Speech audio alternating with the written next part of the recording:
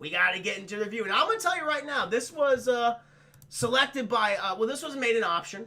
I know that Don, he's a Tarlin, who's been incredibly generous to me in both in life and also on the stream. He suggested Oliver. This is one of his favorite films, I believe. Probably his favorite musical. And I'll be honest, guys, I was shocked that this one won. I was kind of surprised. Not because, it's like, oh, a musical, what are you talking about? But I'm surprised you guys want me to review this. Because I'll tell you right now, yeah, I mean, it's a little dated, but this is an amazing musical. There's no doubt about it. And, honestly, there's not much to make fun of it except, to make fun of all the British people in it. And the way they fucking talk. And how I can't understand a fucking thing they're saying. But I'm sure it's whimsical. There's no doubt about that. Also, I'll tell you right now, I do have a criticism of the movie. And we'll get into it. Yeah, but the guy who plays Oliver Twist, the character from Charles Dickens' novel, Oliver Twist. Charles Dickens, he's like, I don't fucking A Christmas Carol. Hey, that's a good one, But now he got lazy later on in his career. The names of my books are just the main character. Fucking David Copperfield. There you go. Boom, put it out there. Oliver Twist. Boom, put it out there. Come on, Dickens, what are you doing? But I'll tell you right now, chat, the weakest element of this movie is Oliver Twist himself. The kid can sing great. There's no question about it. But can he act? No. No, he cannot. I mean, the adults really got to help him out. They're like, all right, you little shit, come on, give me the line, give me the next line so I can continue on. And man, there's like a fucking delay with him. I don't know what it was. Apparently, it's funny because I was reading some trivia because I watched this on Amazon Prime. I think it's available for like $3.99 or something. But they were talking about the actor who played Oliver. He's not even top billed in this. The guy that plays Fagin is top billed. Also, guys, the guy who played Fagin in the movie was the same guy that played him in the stage musical. For years. For many years. And he was so goddamn good. Despite him being so goddamn good, chat, they originally didn't even want him to play the character. They wanted to give it to, some other British schmucks out there, but those two British schmucks refused. They're like, all right, come on. You play this character. And he does a great performance, chat. Fucking, what's his name? Ron Moody. Amazing as Fagin. But the kid that they got playing Oliver is Mark Lester. And I love it because throughout the entire film, because, Amazon has the trivia section. I always keep that up there because I'm just curious. Like little factoids and things, and some stuff I can share with you guys. Fun fact, apparently Mark Lester, he was one of the few people who were not a part of the stage play.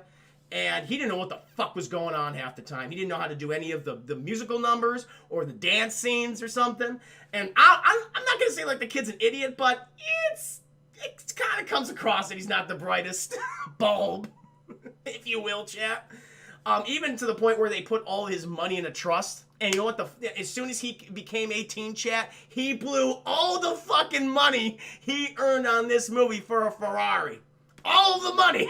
not saving it. He was not forward thinking at all. I have no idea what happened to this kid. I'm scared to click on his name. It's highlighted in Wikipedia, but I just don't know. I don't know, chat. I'm gonna feel kind of bad. He's an osteopath. What's an osteopath, Chris Harris? For the children, an osteopath is a doctor who deals with sports injuries. Okay, so he's making tons of money. Oh, he's fine.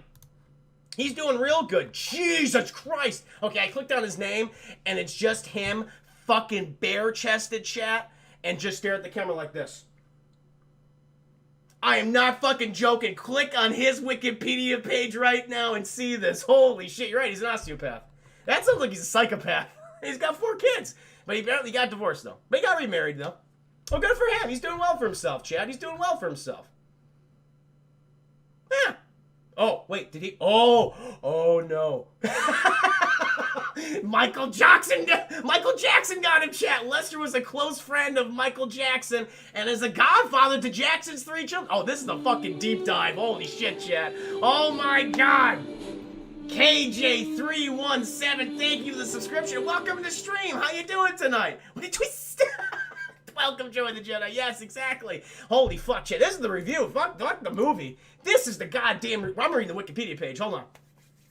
Here we go. He was close. Yeah, he's godfather of Jackson's 3 children. In August 2009, after Jackson's death, Lester gave an interview to the British tabloid newspaper News of the World, in which he claimed that he could be a biological father of Paris. Holy shit! The late singer's daughter. Lester's claimed to have been a sperm donor for Jackson in 1996. Jesus, fucking Michael Jackson was just fucking wanking it off to that adaptation in 1968, chat. He loved that musical. That's how he got a hold of Oliver right here. Wow. And announced that he was willing to take a paternity test to determine whether he was the father.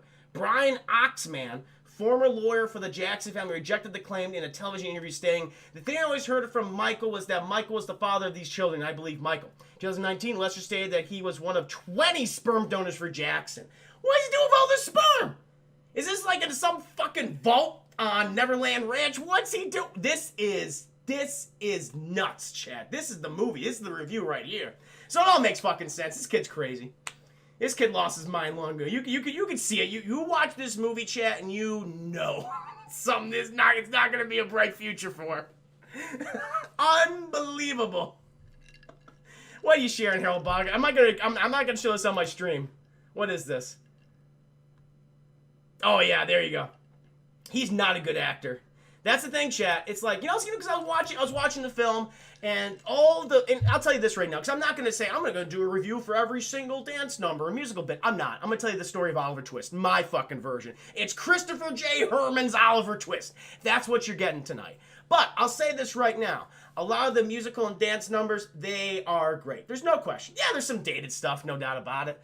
But a lot of the actors, I'd say the majority of the actors, and the performers and dancers, they put themselves into this. The production design for this movie is great. And you can I think the thing that has aged well about this film, chat, is that it's all on sets. It's all practical. They shot this all on the studios. It was a very expensive film for the time, about $10 million in 1968. That's a lot of money for that time. It was a huge box office smash. I think it was like one of the top 5 highest grossing movies of that year, 68, and it won all the Academy Awards too. And you know what? Deserves it. There's a lot to admire about this movie. And I believe the guy who played Fagin, who's everyone's favorite character from Oliver Twist, he's kind of the ringleader, the caretaker of the children, teaches them to pick a pocket, all that kind of stuff. Played by Ron Mooney, nominated for a whole bunch of awards, Academy Awards. Passed away about 5 years ago, 2015. Very talented, very talented. He was also nominated for a couple other movies too. Friends of Mel Brooks, apparently. That was great. But honestly, the only problem I have with this movie, chat, and look at what Harold Bogg just fucking posted in the chat. Kid's a terrible actor. I don't know what to tell you. I'm glad he became an osteopath, or what the hell he did. Because this kid cannot act. He can sing, I guess, but other than that, no sir. But chat, we're going to go ahead and get into it right now. I'll tell you the tale of Oliver Twist. So chat, it opens in London, or not London technically. No, actually no, London comes later. But it's opening in Merry England, and I imagine the 1830s, 1840s, I want to say. And we're at the orphanage, chat. The orphanage filled with all the British kids and all the disgusting, morbidly obese adults, chat. And here's the thing. They're preparing the daily gruel pot for these little sons of bitches, chat. Because listen, these kids, they are made to work and die. That's pretty much it. That's all. And listen, we're not going to give them the good food. We're not going to. They are disposable workforce, chat. They might as well be fucking slave labor. And these little shits, we're not going to give them protein or their daily grains or, dairy products or nothing like that. No vitamin C here. You're going to get gruel, which is just this gray slop that we're going to serve you out of a cauldron. Okay, that's what you're going to be getting. While all the governors and the caretakers, fucking Mr. and Mrs. Bumble, who are fucking, they are just filled with the diabetes, chat. You could just hear it pouring out of their bodies. You see it pouring out of their bodies, just the fucking flop sweat that they got going, and you just feel it pulsating, just wanting to escape like the alien in the classic Ridley Scott 1979 horror film. And so you get all the little work kids, they're coming up down, they're saying their goddamn song, like, we just want to eat food, please. And they're like, we don't fucking care. Matter of fact, we're going to show you all these fat bastards eating, turkey and meat pies and snails and whatever other British people eat. I don't know. Eels, I assume. Anything that's bland and just covered in salt. Just picture any type of food, chat, and just like a fucking layer of salt on top. That is British food, I believe. Fantastic. Welcome to the stream. And so all these kids are like, oh, fuck it, we don't care anymore. Let's eat our slop, and we'll go back to work. But Oliver's like, you know what? Fuck this, guys. You know what? We just ate our slop. Like, this is all we get in 24 hours a day. I'm not gonna stand for it anymore. And they're like, you go, Oliver. You go and talk to him. You go ask for more. So Oliver, he gets up. He's got his little bowl, chat, and he goes up to Mr. Bumble. Diabetes just pouring out of him, just flops. He's got that fat speak. Like everything comes out that way. Everything starts with a B. All the time. Oh, thank you. Darkslayer, thank you for the 10 biddies. Those fat bastards should be dead from the beatus. Exactly. I have the beatus. All the diabetes chat. Thank you, Darkslayer. And Oliver, he's like, okay, watch this, guys. He goes up there. Please, sir. More, have some more. You know, in the, Cockney accent. And the kid, one of the most iconic lines, both from the novel, from the musical, and this kid can't deliver it for shit. I'll tell you that right now. Like, the thing that Harold Bogg just posted, he's like, can I have some more? I'm like, cut. You can cut there, right? And it's like, oh, fuck it. So he can't, and Mr. Bumble's like, all right, shit. I may have the diabetes, but I gotta carry this scene for both of us. And he's like, what? And that just offends the shit out of him. And he freaks the fuck out. And he perks up that time. He must have had a candy bar or something, because his blood sugar just went through the goddamn roof, and he just starts waddling, and he's chasing Oliver all over the fucking workhouse orphanage place. And all the kids, they don't give a shit about Oliver. And they're like, yeah, fucking get him. Why is he asking for more? This is plenty for me. And the kids are just fucking beating him when he's trying to escape. Chad, he's getting on the goddamn bar, trying to get out a window, but it's too late. The thing comes down. And then the old guys, which I assume, they had, these really old, guys in, shitty uniforms. And I can only assume they were also orphans. And they just lived there their entire lives. They were the strong ones, Chad. They actually survived. All their former brothers and friends at the orphanage, they had died, but they were the survivors, chat, and they're just fucking dead. This is my life. This is all I have right now. And I just want to torture these goddamn kids. Jake Luthor, thank you so much for the 30 biddies, good sir. Thank you, man. Who else but Brit? Of course, man. That's what British people do. They serve the gruel, they eat eels, and they torture little street urchins. I believe that's still the same to this day. Sounds like bloody cap. Yes! So, fucking Mr. Bumbles, he captures this kid, Chad, and then the diabetes starts to affect him. He's like, oh, fuck, I can't move anymore. And he fucking waddles back, and he talks to Mrs. Bumbles, and she's like, listen, you gotta take him to the governor's office. We're not gonna be blamed for this incident. Let's put all the blame on him, and we'll see what the governor will do with him. So he walks in, Chad. We don't hear any of the talk, but we assume because they're all just fucking morbidly obese. Just a lot of fat guys. They've eaten the entire goddamn spread. Meat pies, kidney pies, puddings.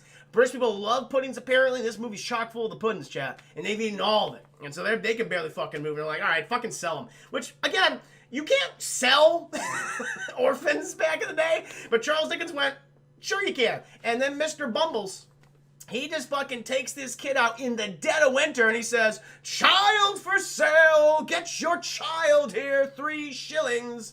And he's just taking this kid all around this little small British town, chat. And then we get probably the creepiest scene in the movie, because everyone's like, no, I don't want to buy a child from you, you fucking freak.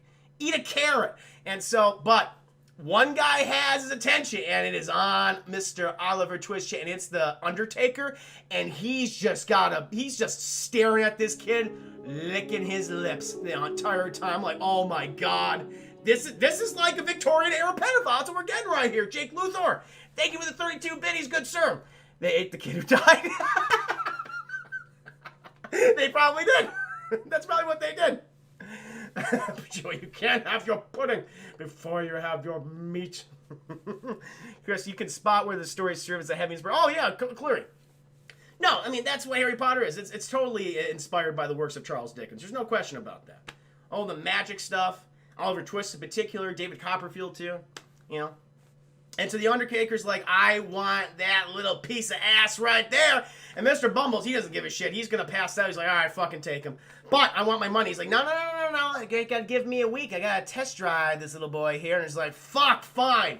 You have him for a week, chat. And so they're going to use Oliver to get pity from the townspeople when he's leading the funeral processions. But the Undertaker and his wife, they already got 2 little street urchins, older street urchins, and they do not take a shine to little Oliver Twist. Like, oh, that guy's fucking competition.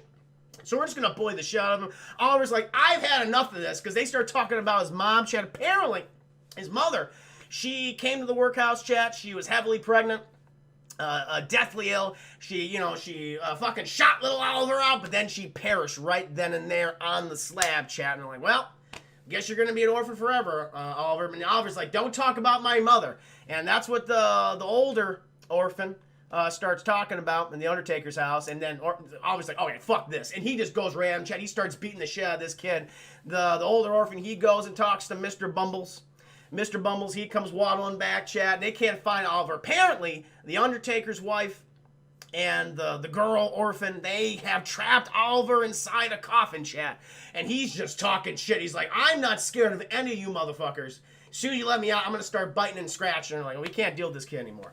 And so the Undertaker's like, I thought I could have fun, but I cannot. I can't deal with the kid that's biting and scratching me. That's no fun. So they decide to put him in the cellar, Chad. And he's surrounded by dead bodies and coffins. Maybe he could live down there and eat some of the bodies, hide for a little while. But no, he's like, you know what? Fuck this. I'm going to get out of here. I'm going to go to London to make my fortune. But London is at least 100 miles away, and so it takes him a week to get there, Chad. People are passing by. He's like, please help me. Fucking rain, but they don't get away from me. They slap him in the face with whips and stuff. It's terrible. It's horrible, Chad. I mean, the kid can't sell for his life, but you can't help but feel bad. And then he manages to pull some shifty shit. He hides in a barrel of cabbages, chat, and then this carriage takes him all the way to London, where everything's fucking whimsical. People are happy. There's a heavy index of pollution in the sky because you got those, smoke tops, chat. It's just ash is pouring over the city of London till this day, apparently. I don't get that. Smokestacks, chat. And then Oliver's like, well, this is good. I don't really know what to do. But he notices this one kid, chat, and he's just picking every pocket that he fucking can. We're introduced to the Artful Dodger, chat. And I don't know what his actual name is. No, he's just called the Artful Dodger. That's his name, Dodger. We're going to call him Dodger for short. He sees Oliver over there, look at him, he's like, hey, kid, come over here. Let me introduce yourself to me. They start talking, chat. He fucking picks some pockets and he gets some food for Oliver. Oliver's very, grateful for it, obviously. He's like, oh, he's made a friend in the Artful Dodger. Dodger's asking, what do you want to do with your life? He's like, I want to make my fortune. And he's like, oh, that's stupid. Why don't you come and work for us? I'll take, I know just the guy. And then they have a really cool, the best dance number of the movie so far at this point, chat. Where the entire fucking marketplace, they're all singing and dancing and everything. Apparently, I read in the trivia, Mark Lester didn't know what the fuck to do here because there is very little dancing that this kid is involved in. Again, watch the film, chat. Zodiac Curse, welcome to stream. Watch the movie, and he's always off to the side. He's never dancing. He sings very well. There's no question about that. But he is always sitting or off to the side watching because he didn't know what to fucking do with this. They got this kid for his look. He's fucking Aryan. He's got that blonde hair, chat. He's got those big doe eyes. He just looks at it like, I can't be mad at this kid. Apparently, in effect, people were beating the shit out of him. Mr. Bumbles and Mrs. Bumbles didn't care. But that's it. Again, not the best part of the movie. He's not aged well. So the whole big song dance number, great, very whimsical. Then we take them. He takes Artful Dodger takes him to the poor powder town, chat. Just fucking, they're literally. There's drawbridges over a lake of shit, of human feces and piss, chat. And it's like, that looks horrific. No wonder there was always a fucking plague every year. Because of these terrible conditions, chat. They did not have proper hygiene or plumbing, apparently. And so, despite that, they crossed that fucking bridge, chat. And we're now in the headquarters of Fagin. And we're introduced, he's the best part of the movie, guys. Ron Moody as Fagin. Now, this is the one part of the movie that just has not aged well, or just the character of Fagin hasn't aged well, because he is Jewish. And the thing he loves most is money. He loves money. He loves to steal from people. The actor switches between like a British accent and a very heavy Jewish accent. It's like, yeah, this doesn't age well. But reviewing, seeing the movie within the context that it's presented in, he does a great job. It's a beautiful performance. His song dance numbers in particular, what is it? Let me go ahead. Oh, shit. It's in Act 1. Where is it? Where is it? It's like To Pick a Pocket. I think it's like To Pick a Pocket. Oh, yeah, it's, you've got to pick a pocket or two. You've got to pick a pocket or two. Like his song dance number, brilliant. He does a couple of other ones, too. And so he basically just teaching Oliver. One, again, very kind. He's probably been the first adult that's actually been kind to Oliver in his life. Because, Fagin, he goes back and forth between being both a villain and a hero in the movie. He's always kind of like an in-between, particularly for some other characters coming up, like Nancy and Bill Sykes. but you could tell it's like he's compelled by his greed, but he's also compelled by his love for these kids, and why not in like a sexual way, chap. And I was like, I want to take care of these kids. You know, yes, I'm using them for my own benefit, but at the same time, I don't want anything bad to happen to them. He has a conscience, as corrupt as it may be, as weathered as it may be. He actually legitimately has a conscience. That's why I think the Fagin character, both in Charles Dickens' novel and various adaptations, has always been everyone's favorite character because, yes, he's very fun, you know, a little stereotypical, you know, offensive in that way, but there's a lot to him that makes him so enjoyable. And this actor does an amazing, every time he's on screen, you're gonna love it. He's so much fun. He basically, you know, he's like, hey, Oliver, you go ahead, even though you weren't doing anything I was teaching you, like, yeah, hey, pick my pocket. Oliver fucking sucks at it. He's like, well, we can, I don't know, you got that fucking doe-eyed face, we can work with that. Why don't you go to sleep, and the boys, you go to sleep. Oh! We got another Huckleberry chat. Smooth Retro, thank you for the follow. How you doing tonight? Charles. I forgot the fucking characters. Oh my god. I was gonna say John Wilkes Booth, not John Wilkes. Powers Booth. Jesus, I don't know what the hell I am. I've been drinking too much, chat. Maybe I haven't drunk enough. Fucking Powers Booth and Michael Bean don't stand a chance of you on our side, friend. Thank you, Smooth Retro. Welcome. But where are we now? Okay, yeah, so, you know, Fagin, he says, all right, kid, go ahead. You're going to go ahead and sleep. I got to go see a guy about a guy. And so he leaves, chat. Fagin, he's going to see Bill Sikes, a renowned and infamous robber in London. And he's asking for him. And he's like, he goes to like this whorehouse / restaurant chain. He's asking for Nancy. Apparently that's Bill Sikes' side piece or whatever. Nancy says he's not here, but then he spots him. Good old Fagin spots Bill Sikes, and Bill Sikes, like this act. I mean, Bill Sikes he's a one-note character. Like, I'm the bad guy. I murder, I steal, I beat up women. That's pretty much all I do. And like the actor, I mean, it's not a great role, honestly, chat. Because this guy he has very little dialogue. Like, his first scene with Fagin's doing all the talking, and Bill Sikes is just staring at him like this. And Bill Sikes is giving him all this stuff that he just, you know, robbed from these wealthy people's houses. And Fagin's like, oh, that looks fucking good. You gonna give me anything here, buddy? Okay, I'll carry the fucking scene. Jesus, I'll fucking carry it. Jesus Christ. He pockets all the shit, chat. Then we get a song and dance number with Nancy. She is a lady of the night, chat. A whore. I prefer lady of the night. And she's just in love with Bill Sikes. Like, the relationship, chat, is Joker and Harley. That's exactly what it is. Bill Sikes does not give a shit about Nancy. He's incredibly abusive, psychologically, physically. But Nancy can't help herself. She's just in love with this man, despite him clearly not being good for her. And she does the whole thing. She gives him fucking food and everything like that. Gives him a good old mead or ale. I don't know what the fucking British people drink. All that shit, doesn't even say thank you. And they go off in the night chat and they start fucking. That's what they're gonna do. They're going back to her places to start grinding it. And then I think at one point, yeah, this is what happens. Nancy's like, all right, I made you breakfast. I'm gonna go. He's like, he doesn't even want to hear her speak, chat. Nancy goes to Fagin's domain, chat. All the little street urchins just love her because she's got the bazungas, the bazingas. They're all handing out there. Oliver just fucking doe-eyed, doesn't know where the hell anyone is. You know, he's like, oh, hello, ma'am. You know, all that, just always so polite. And Nancy's like, that is adorable. You are so cute. You are not going to survive this life, by the way. It's obvious. She looks at Vegas like, what do you do with this kid? If you leave him out for 24 hours, he will definitely be dead. There's no question. Vegas, listen, we can work. We can make it work. Dodger, go ahead and take Oliver out, and some of the boys, you go with him, and show him how to pick the pockets, a pocket or two. And they go out, chat, and Oliver, he doesn't know what the fuck he's doing. He's like, all right, Oliver, you're green. So you go ahead and be a distraction, or at least be a lookout. Be a lookout while we pickpocket this one wealthy guy, chat. And I think his name is Mr. Barlow. We're gonna call him Mr. Barlow, chat. And he's looking at all these books and maps. He just loves that shit. Oliver's like, Oliver's just a fucking idiot. He walks up to what Dodger and this other kid are doing, right immediately behind them. Fucking Dodger, he takes out the wall, but the guy's like, what the fuck? He turns around, those two fucking scared. They leave Oliver. Oliver too goddamn dumb to pay. He freezes like a deer in headlights, chat. That's exactly what happens. Mr. Barlow's like, all right, kid. I mean, he's very, calm about it. He's like, all right, come on. Give my wallet back. He's not like, you little shit. Nothing like that. He's like, come on.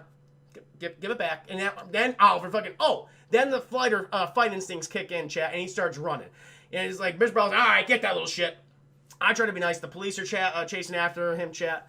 Dodger and the other kid, they tried their best to help Oliver. Create multiple distractions. They wrap Oliver in a fucking sack. And Oliver, he fucks that up. And eventually, Oliver, he climbs near like a train tracks. And he's immediately sucked out of the train. And no, he's fine. The train passes by. The cops, they put him in the paddy wagon, chat. And he's carried off to jail where he'll be, get a hearing and everything. And then Dodger and the other kid, they go back to Fagin. Also, there's a scene with Fagin where he's counting, like, he has his box of treasures that he has for himself, like his retirement. Fucking Oliver sees it at one point. Fagin's like, I will fucking stab you in the eye if you tell anyone about this. But then he feels bad about it later. But still, it's important. It's a very important scene. So Dodger comes back to to Fagin's domain. He tells him what's happening. Fagin's like, well, that's not good. And Bill Sykes like, well, fuck him. You know, he's a kid. He knows nothing. And, you know, Fagin's like, well, I may have told him about everything. That we're pickpockets, that we are a team of thieves. I told him about you. I mentioned you quite a lot. I even talked about Nancy and her big bazongas they're handing out and everything like that. Also, he knows about my stash, our stash. He's like, you idiot. Listen, I'll fucking chuck the shit out of you, but we got to get this kid back from Mr. Barlow. And they're like, okay, let's infiltrate high society, chat. Oh, no, we're not there yet, actually. No, they go to the courtroom. And they said, well, they can't go because fucking Bill Sykes is a wanted man. Fagin's, you know, renowned for being a criminal. Nancy's like, I'll go and I'll pick him up or something, or I'll see what's going to happen. She goes. We're then brought to the hearing, chat. The fucking judge is he's just chugging wine as quickly as he possibly can. He does not give a shit. He doesn't even know what case he's on. He can't even see Oliver Twist. And he thinks Mr. Barlow shows up. And it's so fucking funny. He's like, oh, fuck, this fucking rich fuck. I can't wait to put you in jail. It's like, Your Honor, that's not an actual case. I don't care. Don't fucking interrupt me. It's great. But despite that, chat, the shop owner actually saw the entire thing happen. He said, no, it wasn't little Oliver Twist. Look at those doe eyes. It can't be him. It was these two other kids. He had nothing to do with it. Mr. Barlow, he feels so guilty over this. He's like, and the judge's like, no, the sentence has been carried out. It's like, are you fucking you're a terrible judge, and you'll be hanged for this. And he's like, all right, Oliver, I'm going to take you home with me. You're going to be my apprentice, or what, I don't know. I'm just going to take you home. I need a little boy. And so he takes Oliver home. Oliver just fucking exhausted from all this stuff, and he's really, he's eating a sausage, chat, and I guess, like, a Danish at one point. Maybe it's a cheese Danish. I don't know. I couldn't get a good look at it. And so he's probably passed out. He wakes up in this very opulent apartment. And it's just fucking clean outside. People are selling roses and dancing. Apparently that dance number, chat, and Oliver, he's finally singing for the first time in the movie. He's seen it a couple times already, but this is like the big one. And apparently this particular song dance number took 6 weeks to shoot, which is crazy. I mean, again, it's all practical effects, all the sets. Everyone has to be in goddamn sync, but it's 6 weeks to shoot a single song dance number. Amazing. And then he fucking goes downstairs, and Mr. Barlow's like, hey, you know what? You've had a hard life. I want to give back to the community. Be an upstanding citizen. I want to raise you. Basically, I mean, he doesn't say it's my son, but you're my ward. He's his ward, chat. He's his ward. Like how Dick Grayson was Bruce Wayne's ward, except, Mr. Barlow's not as abusive as Bruce Wayne. So, psychologically and physically. He doesn't have to wear green tights is what I'm saying, chat. So, Oliver, he becomes, ingratiated to his lifestyle. He's very happy about this. Mr. Barlow's like, I'm happy you're happy, kid. Fucking Bill Sykes and Artful Dodger, they infiltrate the high society. He's like, oh, he's over there. But they can't, and they even tried to get him to come over. But Oliver's like, no, fuck that. I'm not going back to the shit river place with the old man who threatened to poke my eye out. No, thank you. And so they're like, well, we got to come up with a plan to get him out of there. And so they go back to Fagin and Nancy. And what happens here? I think, oh yeah, Nancy's like, okay, we got to just kidnap the kid and maybe kill him, or maybe not kill him, but we'll use him to rob Mr. Barlow's place. And like Nancy's like, I want nothing. This is getting too involved. I want nothing to do with this. And Bill Sykes like, fuck that. Backhands her, chat. And you're gonna do this. You're gonna get him out of the house. You're gonna pose as a maid or something. Just gotta get him out of the house. We'll grab him. We'll wrestle him.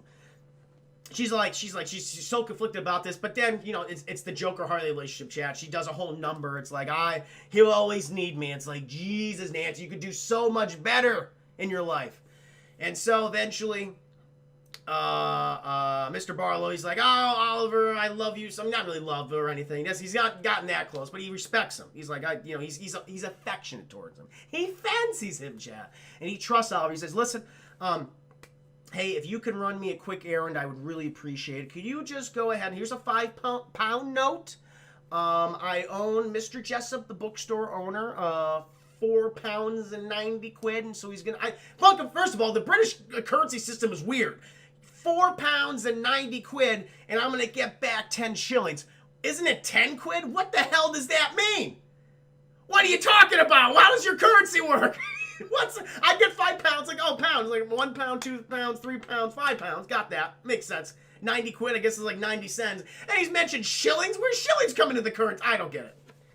10 shillings, apparently, that's what the change is going to be. Sure, whatever. I think they're fucking with us, chat. I think they're fucking with America with that currency system. It doesn't make any goddamn sense. I don't trust them. This is payback for 1776. Mark my goddamn words. All that tea. It's because of the tea, chat. And so Oliver's like, sure. But then fucking Mr. Burlow, he just looked in those fucking doe eyes and immediately like, Oliver's head is right here, and there's a fucking painting right there, and there's a lady with the same exact face. And he's like, huh. That's weird. And Oliver's like, oh, she's very pretty. She is Mr. Burlow. And he's like, yeah, all right, run off. And then he's talking to some diabetes-afflicted man. He has some gout. This guy's not moving out of his chair. He's not moving out of his chair. And he's like, oh, you're very trusting of that boy. He's like, I've come to trust him, and I have great affection for him. And he's like, oh, yeah, you're looking at your picture of your niece that ran off when she was 18 because she got knocked up. And he's like, yeah, that's my niece. Yep, apparently. We never knew what happened to her. My brother was not forward-thinking. Should have helped his daughter, but he did not, and I was against it the entire time. I am making sure I'm the good person in this situation. He's like, I never knew what happened to her. But then, Chad, he's like, you know what? Oliver off-screen told me he went to a workhouse. And apparently, maybe, my niece went to that workhouse and gave birth to Oliver. He might be my grandnephew, I guess his grandnephew. I'm gonna write to this orphanage and find out. Meanwhile, Chad, fucking Nancy, she gets a hold of Oliver. Bill Sykes, they capture him, they bring him back, Chad, to Fagin's domain, and they start talking. They're laying the groundwork for their plan here, Chad. And they're like, listen, we're going to go ahead and rob Mr. Burlow's opulent apartment/mansion, and you're going to help us. Mr. Always, oh, I want to help you. You're going to fucking help us, or we'll kill you, we'll kill Fagin, the best character in this movie. And the audiences don't give a fucking shit about you, but they certainly care about Fagin. Chris Herman does, all right? So you got to do this. And they're like, fuck, right? It's true. And so they plan all that shit. Then we cut back to Mr. Burlow. He's got, who does he have? Chap, Mr. Bumbles and Mrs. Bumbles. They've waddled all the way to London, a 100-mile journey. They took the fucking train. They didn't fucking waddle the entire time. They waddled to a train station, which carried their diabetes-afflicted asses to London. And so they're there, chat, just sitting there fat. And, there's like, oh, yeah, this fucking pregnant chick, she had this kid. She had Oliver Twist. She died right there in the slab, and she had this locket right here. I've been keeping it the entire time. This is Mrs. Bumble saying all this. They give it to Mr. Barlow. He opens the goddamn locket. He's like, yeah, it's my fucking niece. Why did you keep this? Why didn't you contact us? You could have put out something about, they're like, how dare you? They're all like, harumph, all the harumphs in this scene. Like just a stock load of them. And he's like, you know what? You guys are pieces of shit. You could have done more for these kids and for those orphans at that place. I'm going to put you out of business, and I'm going to make sure you lose your positions. And Mr. Bumble's like, bro, he can't even talk, Chad. The diabetes is getting to him. It's in his brain now. He can barely function. The wife gets out. Mr. Bumbles has enough, motion or a brain function to also stumble out of the house, and they leave. And he's like, all right, I'm going to fire those fucks and also the governor. But clearly Oliver, and I'm concerned about Oliver, he's not come back. And then people are like, maybe he ran off the money. No, this kid's not like that. He's probably my grandnephew. I want him back. We're going to find him. We're tomorrow, though, because I'm sleepy. And so they all go to bed, chat. And then fucking Bill Sykes, he's got Oliver in there, and he gets Oliver in the house, chat, and he's going to start robbing. He's going to burgling. I'm sorry, not robbing. Robbing's when you forcefully enter and you beat the people up. He's going to burgle them, Chad. Going to burgle them, which I always thought was a funny word, burgle. So Oliver's like, fuck this. I'm not getting in trouble. This is a great life. He starts screeching his little head off. Oh, all the oys you can imagine, chat, all the time. And then that wakes up Mr. Brambles, or whatever his name is now, Brumble. I don't even know. We're going to call him Mr. Brambles now, chat. I don't know what I called him about 5 minutes ago. Mr. Brambles, he walks up. The fucking maid, housekeeper also walks up. The other staff wake up and they're like, oh my God. And then fucking Bill Sykes, he's freaking the fuck out. And so he grabs Oliver again. And he's running away, chat. Fucking Nancy's like, you gotta stop this, Bill. This has gone way too far. He's like, shut up, woman. And he just beats her to death, chat. Bludgeons her to death. It's the first death of the movie. It's graphic. I mean, not really graphic. You don't see it, but you hear those fucking thunks on that head. And Nancy is now dead. The Artful Dodger sees this. He's upset because he loved Nancy, chat. And Bill's like, all right, I'm gonna still fucking kill you, Oliver. You're the last witness to this. And no one else knows it was me. And so Oliver, he runs away. He tries to escape. Meanwhile, all of London said, we're going to kill that Bill Sykes. It's going to be the Queen's justice is going to be laid upon his head. So they got a goddamn mob chat. They got the police coming for this guy. And, Bill Sykes, what? Fuck. But then Oliver, he's running away. Bill Sykes can't get him. At one point, there's they were on two opposite ends. Oh yeah, what happens? Oliver climbs up this building, and he's on this outer edge. There's a beam. There's the building's right here, but there's a beam all the way over here. It's fuck, and Sykes can't get up there because he's on his way to the diabetes chat. He's up there, so he's like, I'm gonna just put a fucking rope around me and swing to Oliver. It doesn't work out, chat, because that makes him a big fucking target. And the cops, the popo, they just lay into him, chat. They shoot him, and he's getting shot. He's hanging there. So justice has been served for Nancy, chat. The Queen's justice. Bill Sykes is dead. Meanwhile, back at Fagin's domain, he's like, well, this thing is all fucked. Because they're going to start coming for us. They're going to raise this place. I'm going to take my treasures, street urchins, disperse, if you will. Let's get the fuck out of here. But Fagin, he's old. That's been his thing. He's like, I just want to retire. I'm done with this life. He's like, I want to live a life of not thieving anymore. But I'm not picking up pocket or two. But chat, while he's making his way across the shit river, all of his treasures literally fall in the shitter. They fall in the shit river, and he's like, fuck it! And he's just trying to grab him by the fist and just shit in all of his hands, chat. He's not washing those things. This is 1830s, 40s London. They didn't have proper hygiene. You have a shit river, chat. Open. Open shit river. He's like, fuck! He sees all this stuff fall to the bottom of the shit river, chat. He can't get any of it. He's crying. He's like, I'll reform. This is a sign. He goes off.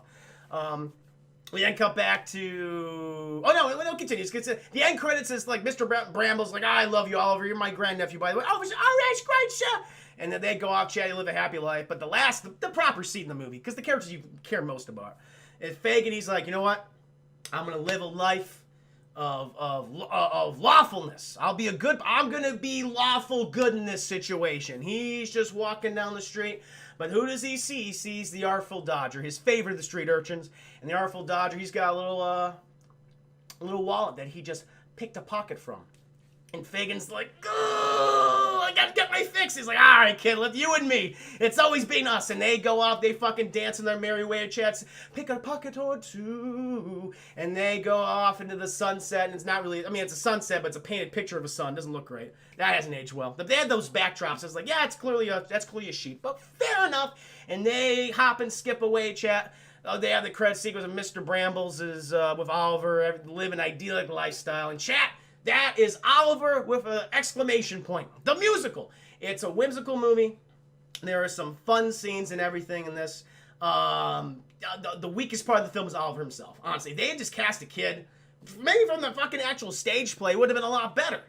But yeah, he's the worst part of the film. Honestly, if you watch it, it's unintentionally funny, but everything else about the movie is legitimately great. It's a wonderful musical. I recommend checking it out. It's only $3.99 on Amazon Prime. If you're in the mood for musicals, you want a little pick-me-up, you can't go wrong with that. Some classic Americana musical nonsense, Jeff. Whoo!